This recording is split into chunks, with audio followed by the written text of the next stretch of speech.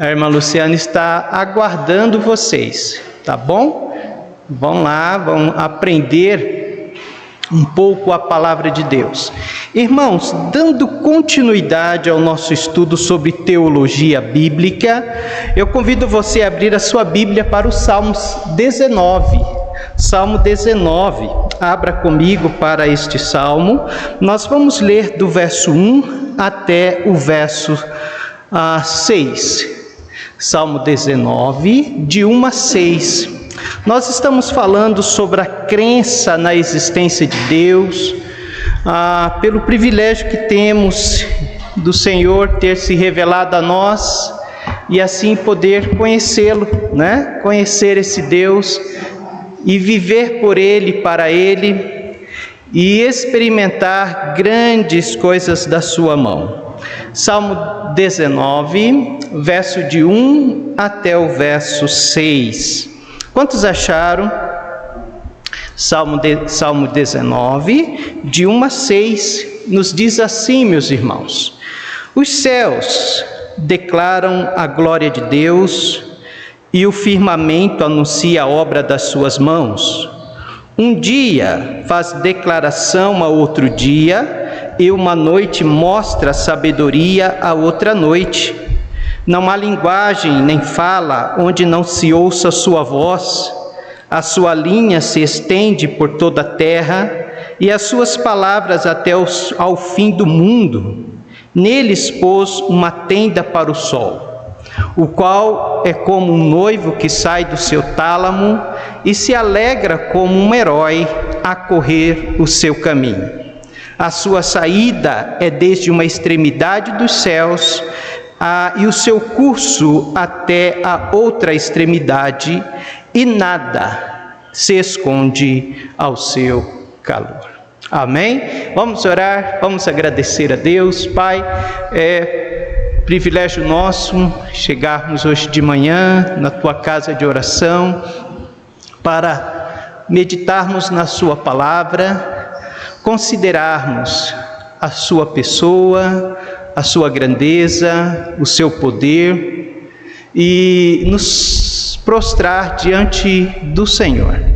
Ó Pai, quanto mais nós aprendemos do Senhor, mais o nosso coração se quebranta, mas nós reconhecemos os nossos pecados, o quanto somos pequenos, e reconhecemos o Teu grande amor por nós, sendo Deus único e verdadeiro, se importando conosco, tão falhos, tão pequenos. Ó Pai, nós Te louvamos por isso. Então nos abençoe nessa manhã, ajude-nos mais uma vez a olharmos para a Tua palavra e ser edificados por ela. Assim oramos em nome de Jesus. Amém. Os irmãos podem sentar. Nós estamos falando, como eu já disse, sobre a crença da existência de Deus. Nós falamos a semana passada sobre o que está por trás, de fato, daqueles que se dizem ateu. Falamos da perversidade, falamos que não é uma questão intelectual, falamos que é uma questão moral. Paramos exatamente falando sobre a revelação de Deus. Primeiramente, nós temos a revelação geral de Deus. Esse texto que nós lemos trata sobre isso, fala sobre isso. A revelação geral de Deus inclui tudo aquilo que Deus revelou à nossa volta. Inclusive você, inclusive a mim, fazemos parte, dessa revelação geral de Deus. Mas algo que nós precisamos entender é que essa revelação geral de Deus não é suficiente para a nossa salvação. Não é suficiente para nós chegarmos até o Senhor ou até a glória. Ela só representa, ela só evidencia de que existe um Deus criador de todas as coisas. E uma segunda revelação é a revelação específica. E essa revelação específica é aquela que está registrada nas Escrituras, ou especificamente nas Escrituras. Da onde? E chegou até nós por meio de homens que Deus inspirou, por meio do Espírito Santo e levou a escrever a Escritura. E esta revelação especial, sim, é o requisito para a salvação. O homem só consegue ser salvo quando ele entende esta revelação específica de Deus. Mas, uma vez que a revelação geral de Deus não é capaz, ou ela não é suficiente para salvar, ela é suficiente para responsabilizar o homem. Ela não salva, mas ela responsabiliza o homem e o homem se torna inexcusável diante de Deus por meio da revelação geral de Deus. E uma vez que ele se torna inexcusável devido à revelação geral, ele precisa da revelação específica, que está registrado em Cristo Jesus assim para ser salvo. Amém? Vamos olhar um pouco para esta revelação geral, um pouco para nós lembrarmos e guardarmos em nosso coração. Primeiramente, ela atinge todas as pessoas. Veja só o que Mateus disse lá, que a palavra de Deus nos diz no Evangelho de Mateus, no capítulo 5, verso 45, falando sobre a revelação geral de Deus. Mateus capítulo 5, verso 45. Mateus 5, 45. Podemos ler todos juntos?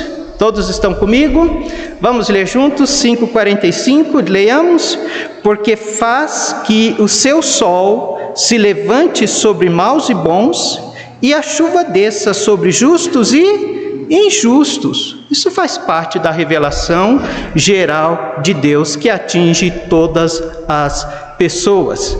A revelação geral de Deus, ela também usa meios universais, né? E Deus usa esses meios. Nós olhamos lá para a Salmo 19, o salmista falando sobre o sol, sobre o calor do sol. Quando Deus traça uma linha para o sol e o seu calor toma toda a terra, toda a vida. Então não tem como olhar para o sol e o seu calor não dizer que não existe um Deus que está por trás dessa criação. Então, e ultimamente, essa revelação geral também está na consciência humana. Abra lá para nós, Romanos capítulo 2, verso 14 e 15. Romanos 2, 14 e 15. Então, essa revelação geral atinge todas as pessoas, usa meios universais e também está presente na consciência humana. Romanos 2, 14 e 15. Romanos 2, 14 e 15. Vamos ler todos juntos também? Romanos, capítulo 2, 14 e 15. Leiamos.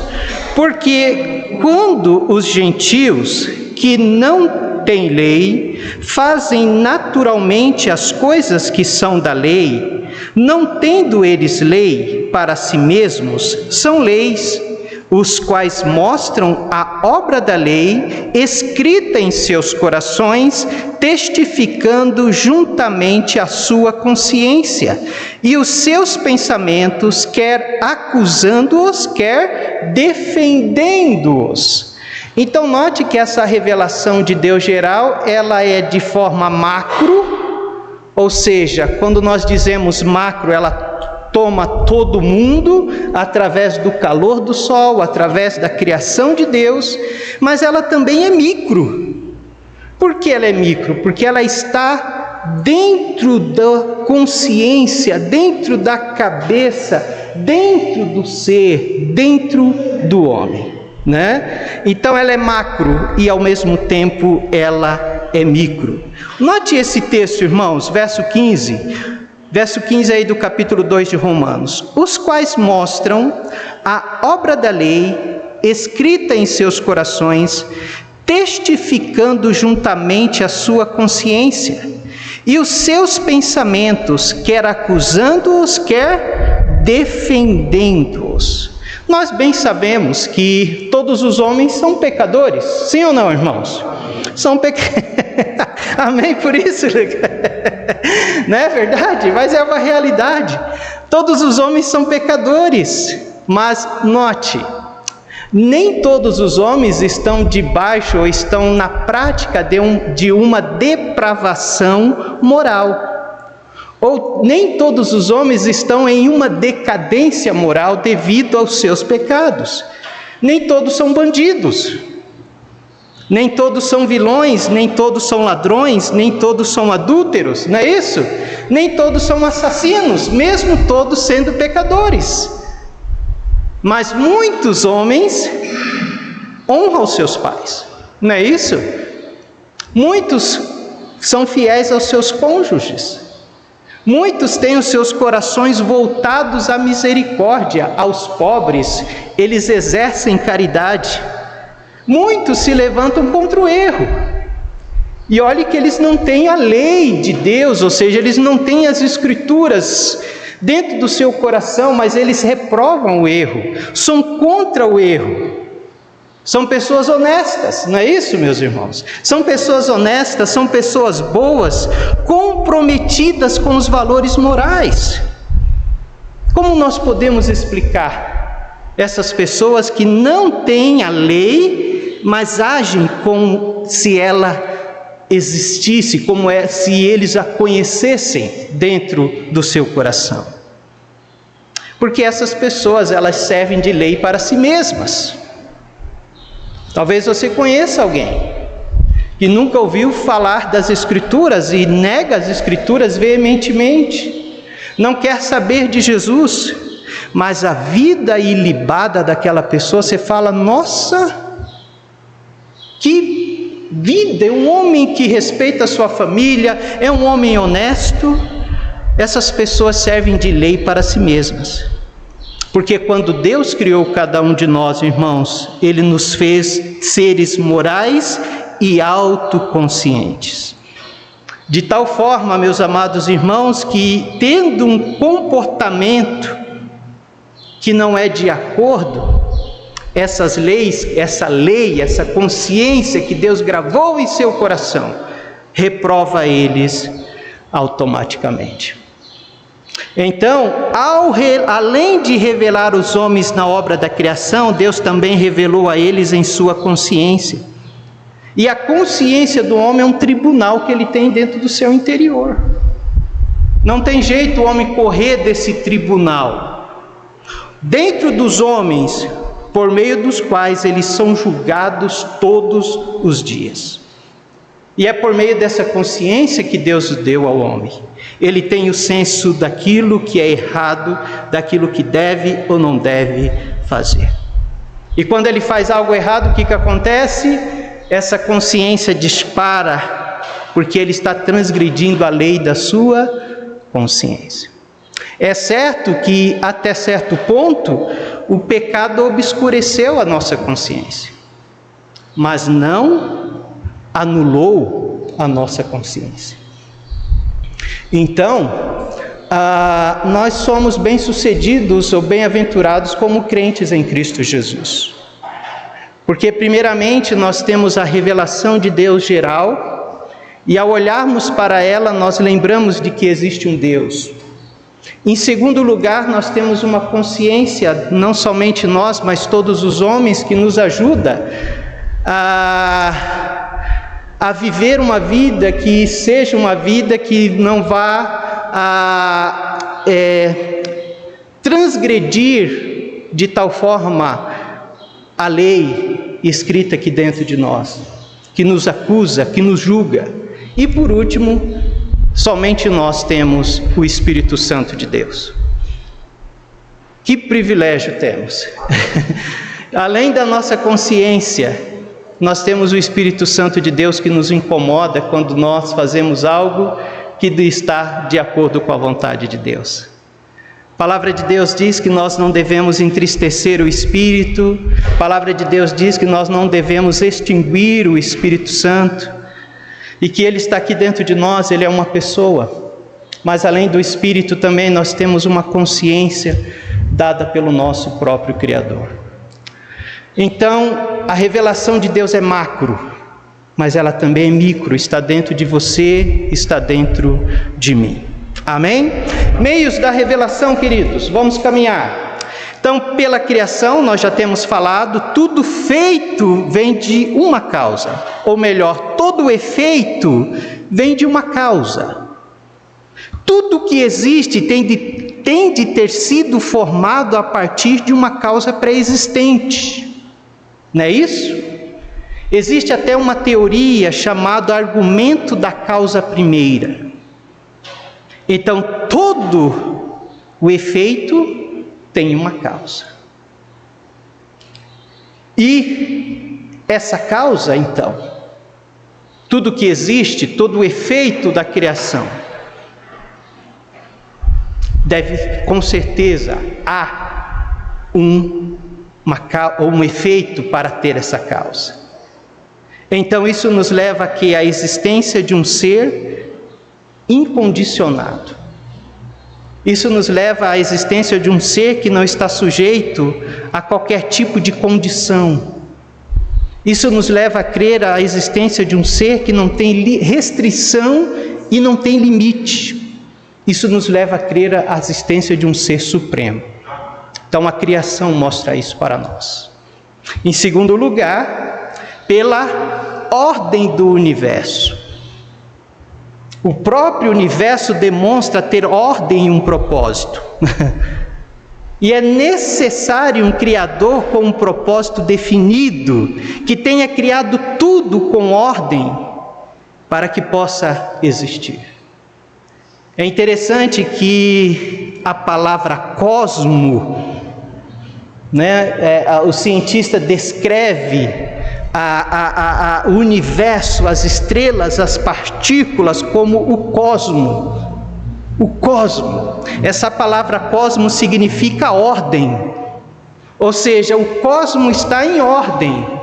E se está em ordem é porque há um desígnio de um ser supremo que ordenou e colocou todas essas coisas em ordem. Louvado seja o Senhor por isso. Em terceiro lugar, pela criação do homem.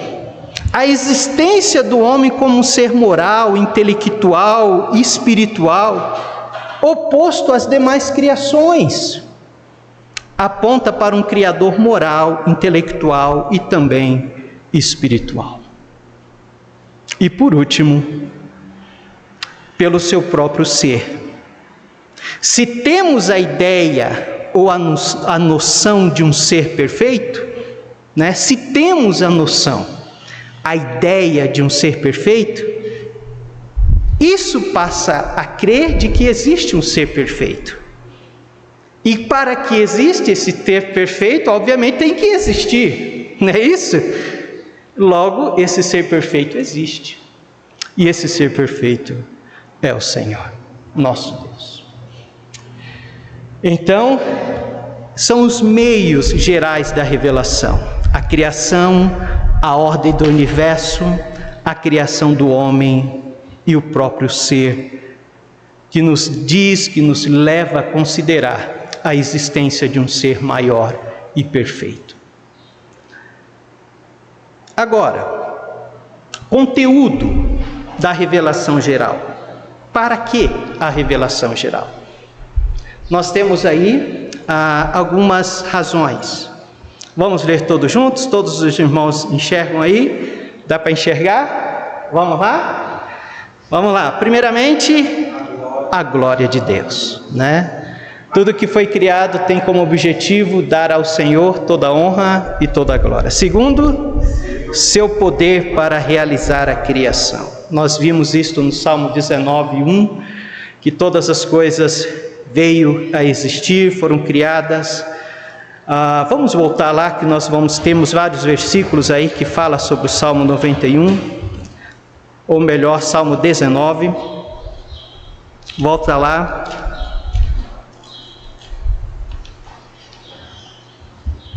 E os céus declaram a glória de Deus e o firmamento anuncia as obras das suas mãos.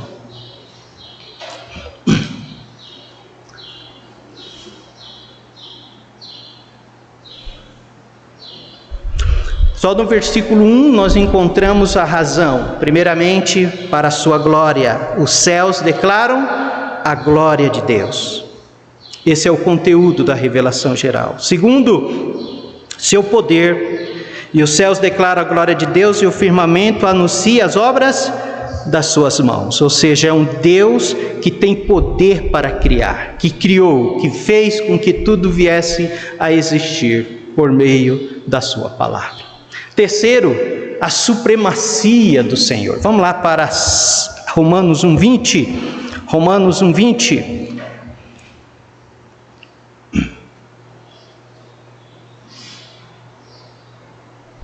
Romanos 1:20.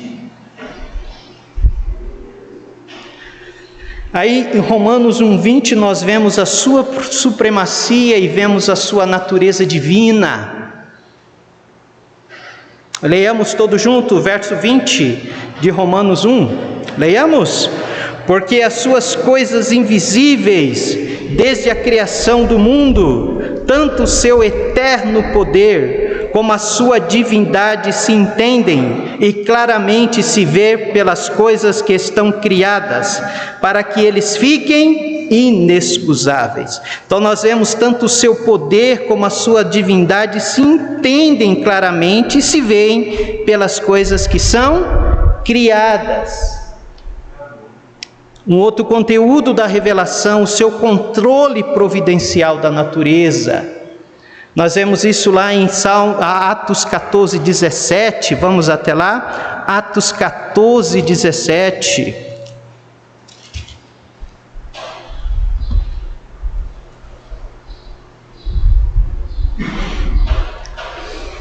Como ele providencia, como ele abençoa o homem.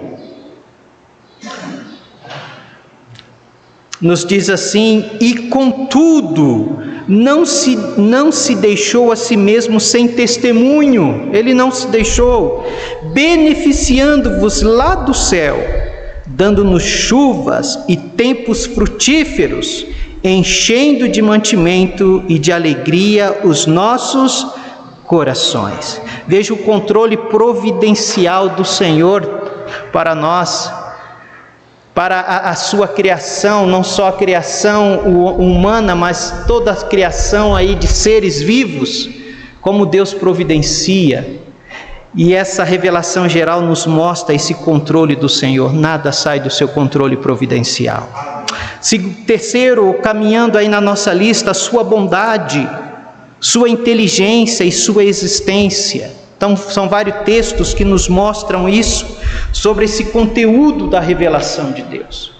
Então, nós podemos olhar para essa lista aqui e nos prostrar diante desse Deus que supre, que cuida, que manifesta a sua bondade, a sua sabedoria, que manifesta ali a sua glória, o seu poder e a sua supremacia sobre todas as coisas. Amém? Muito bem, caminhando.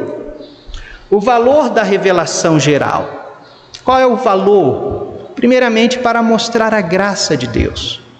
Ele é um Deus soberano, é um Deus único, mas é um Deus gracioso. É um Deus que, através da sua criação, nos beneficia, nos abençoa.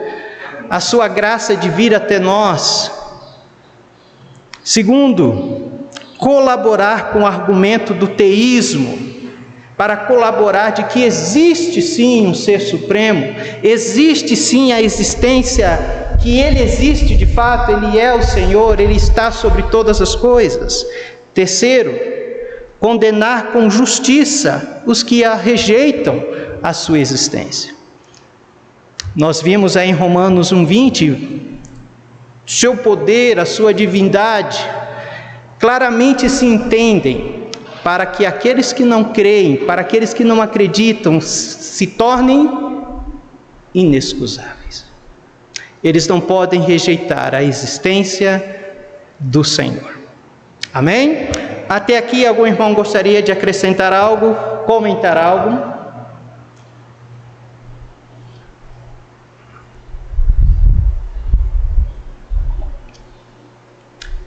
Terminamos aqui a revelação geral de Deus.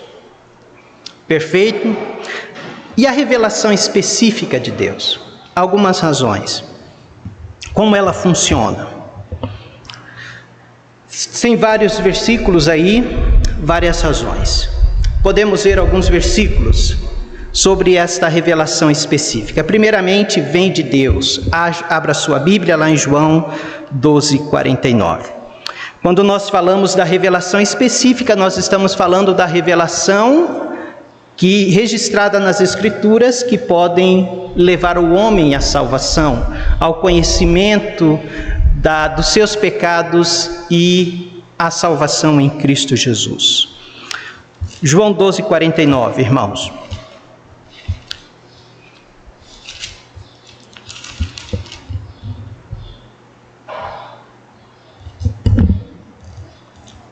Palavras de Jesus.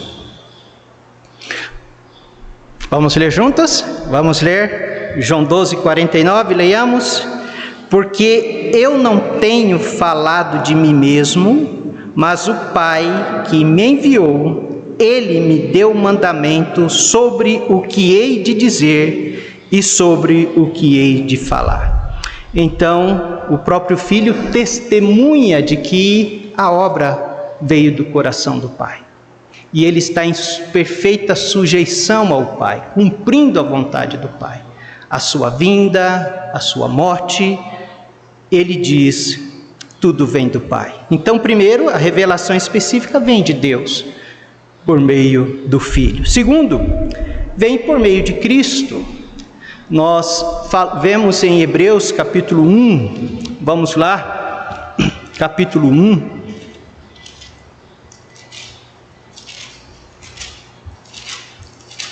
verso 1 e 2,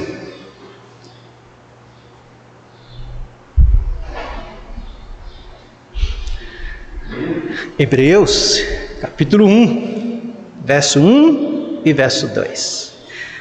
Como são vários versículos, nós podemos deixar os irmãos ler.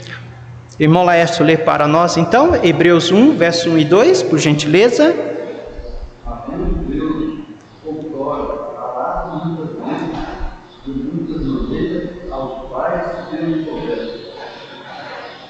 A nós é 1 e 2.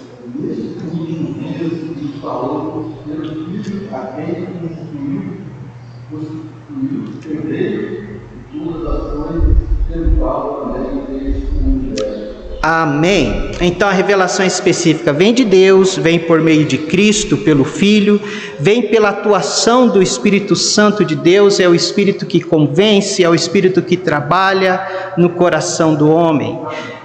Quarto, é confiável, é permanente, está disponível a todos. Este eu quero ver com os irmãos, João 20:31. João 20:31.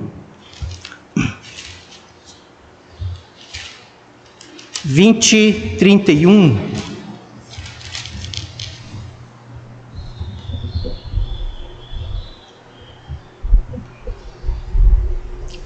Vamos ler juntos este versículo.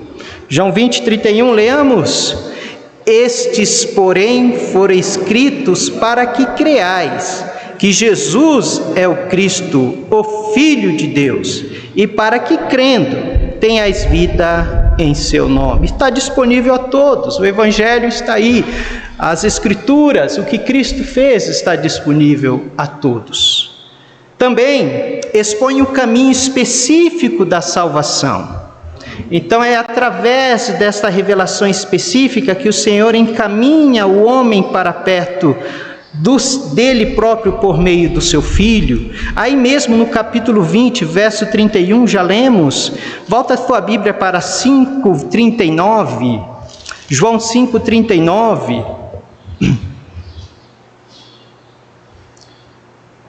João 5:39. Leiamos todos juntos? Leiamos. Examinais as Escrituras, porque vós cuidar ter nelas a vida eterna, e são elas que de mim testificam. Expõe o caminho para a salvação. Jesus é através das Escrituras, é através dessa revelação específica de Deus.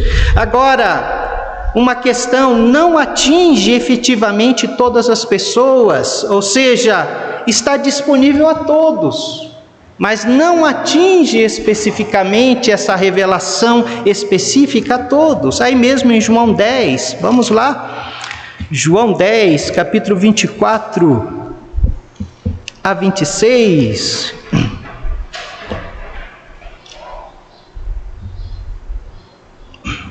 João 10, verso 24 a 26. Vamos ler todos juntos? Leiamos. Lucas está achando aqui ainda, meus irmãos. João 10, 24 a 26. Leiamos. Rodearam-no, pois, os judeus e disseram-lhe: até quando terás a nossa alma suspensa? Se és o Cristo, dize-nos abertamente. Respondeu-lhe Jesus: já vô-lo tenho dito, e não credes.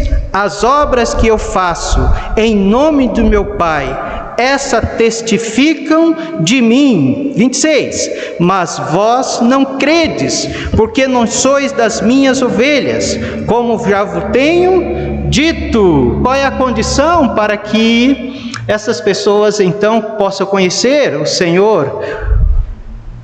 Crer, né? Jesus disse: vocês não creem.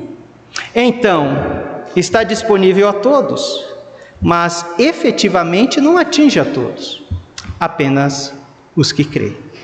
Continuando, atinge as ovelhas de Deus, é compreendida pela ação do Espírito Santo de Deus, João 16, 13, é fundamental para a salvação dos perdidos a revelação específica de Deus, é fundamental para a edificação dos santos, é através dessa revelação específica que nós somos edificados, fortalecidos e somos transformados à imagem de Jesus Cristo.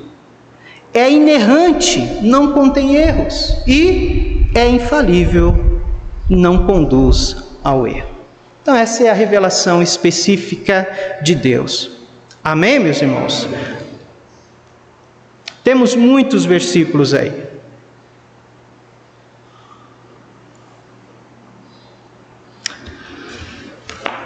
Vamos falar um pouco, dando continuidade, a união da Divina Trindade. Tanto no Novo e no Velho Testamento, nós vemos a Bíblia ser muito clara a respeito disso, sobre a existência de um só Deus, né? Nós vamos ver isso no Velho Testamento, o Shema, né? Ele demonstra inegavelmente a unidade de Deus e descarta totalmente a ideia do politeísmo. Nós vamos ver lá em Salmos 96, 5, porque todos os deuses dos povos são ídolos. Essa palavra ídolo significa, são coisas vãs, são coisas sem valor. Só existe um Deus, só o único Senhor, né? Amém? Quando nós falamos, ou quando alguém de outra religião, né, principalmente católica, chega para nós, né? Você é crente, né? Mas só existe um Deus, né? Um Deus é um só, né? Ao dizer isso, eles não estão errados. Está certo, só existe um Deus.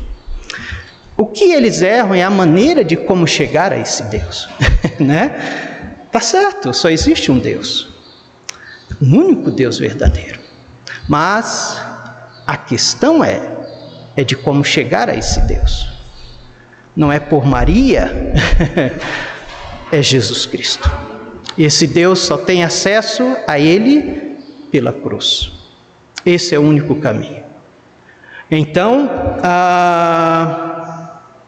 contudo, tanto no Antigo Testamento quanto no Novo Testamento, indicam que esse Deus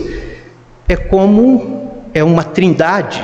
É sobre isso que eu gostaria de entrar agora com os irmãos, falando sobre a trindade, para que nós venhamos compreender. Então, há um só Deus, isso se chama unidade de Deus. Os dois testamentos, como o Velho como o Novo, indicam que Deus existe em uma trindade, e a doutrina da trindade é o fato central da fé cristã. Então vamos primeiro para Gênesis capítulo 1, falando um pouco agora sobre a união da divina trindade. Gênesis capítulo 1, 26.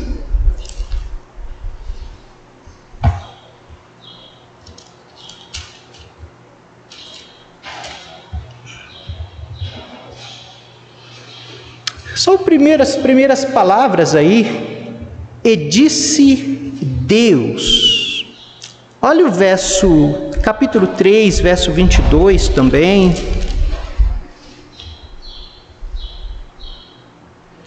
Então disse o Senhor Deus: eis que o homem é como um de nós, sabendo o bem e o mal. Ora, para que não entenda a sua mão, e tome também da árvore da vida, e coma e viva eternamente. Eu gostaria de olhar com os irmãos esta palavra Deus aí.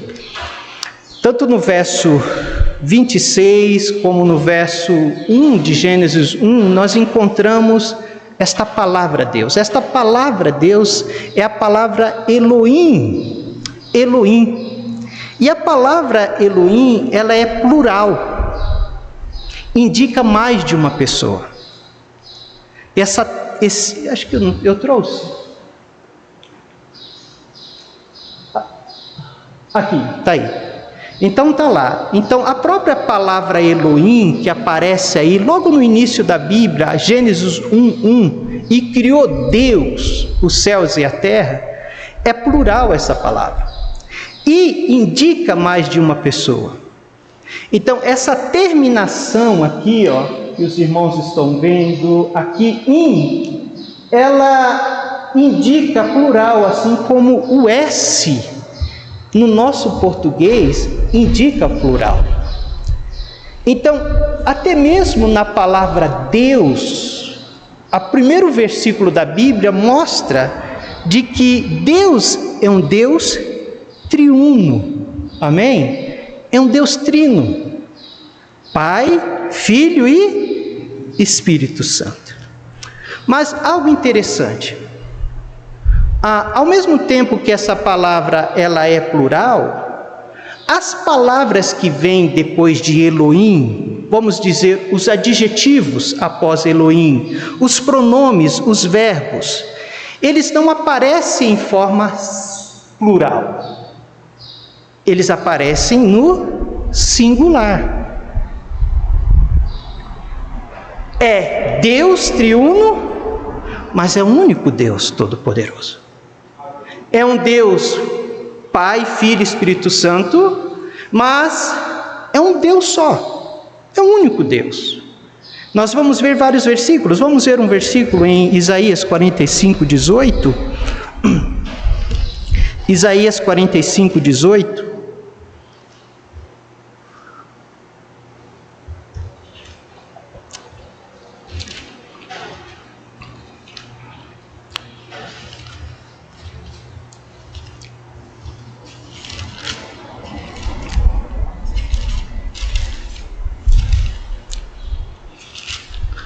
Isaías 45:18. Meus irmãos.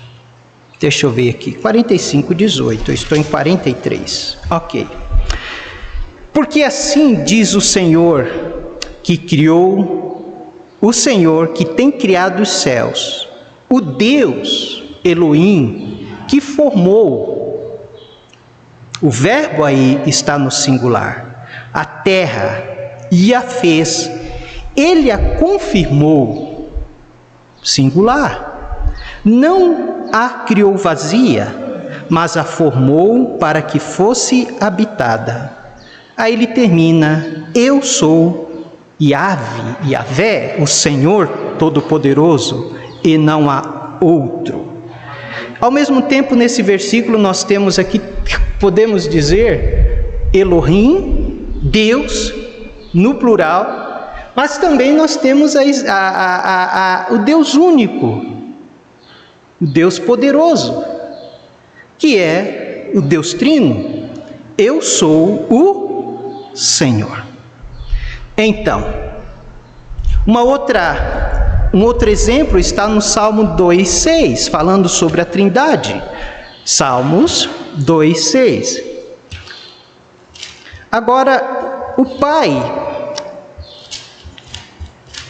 ele indica o desejo do Filho ao Filho de ser soberano sobre toda a terra. Salmos 2,6. O salmista aqui, inspirado pelo Senhor, falando, a palavra de Deus como se Deus estivesse falando, e Deus está falando aqui, ele diz: eu, o Pai, eu, porém, ungi o meu rei sobre o meu santo monte de Sião. Proclamarei o decreto. O Senhor me disse: tu és meu filho, hoje te gerei. Pede-me que eu te darei os gentios por herança e os fins da terra por tua possessão. Então nós vemos uma declaração do Pai. Eu, o Pai, indica que o desejo do Pai de ter o Filho como soberano supremo de toda a terra. Então nós vemos aqui as pessoas da Trindade. Mas tem outros versículos que vai falar também sobre o anjo do Senhor. Algumas teofanias que nós encontramos, ou seja, a aparição do Filho no Velho Testamento.